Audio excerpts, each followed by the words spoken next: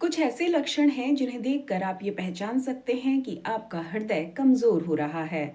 National heart lung and blood institute के अनुसार heart failure के लक्षण इस बात पर भी निर्भर करते हैं कि दिल का कौन सा हिस्सा ज्यादा प्रभावित है। जब दिल का बायां हिस्सा कमजोर होता है तो फेफड़ों में तरल जमा होने लगता है, जिससे रात में लेटते समय सांस लेने में दिक्कत होती है, खांसी या सीने में जकड़न की समस्या हो सकती है।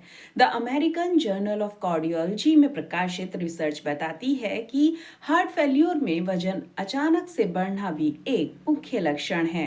यह वजन चर्बी के कारण नहीं बढ़ता, बल्कि शरीर में जमा हो रहे तरल पदार्थों के कारण बढ़ता है। कई मरीज कुछ ही दिनों में 2 से 3 किलो तक वजन बढ़ने की बात बताते हैं, लेकिन वे इसे सामान्य मान लेते हैं, जबकि यह हृदय की बिगड़ती कार्य क्षमता का संकेत हो सकता है।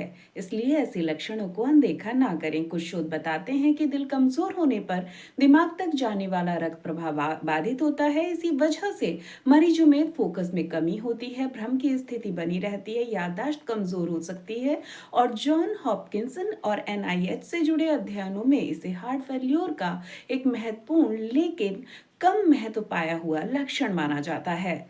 जॉन हॉपकिंस मेडिसिन से जुड़ी स्टडीज बताती हैं कि दिल की पंपिंग क्षमता घटने पर शरीर के जो पूरे शरीर के हमारे अंग हैं उन तक ऑक्सीजन युक्त ब्लड का सप्लाई जो है वो पूरी तरह नहीं हो पाती। इसका असर व्यक्ति की एनर्जी लेवल पर पड़ता है। इसलिए हार्ट फेल्योर के शुरुआती चरण में अधिक मेहनत किए बिना थोड़ी सी सीढ़ियां चढ़ने पर या कुछ दूर चलने पर सांस फूलने जैसे लक्षण दिखाई देते हैं।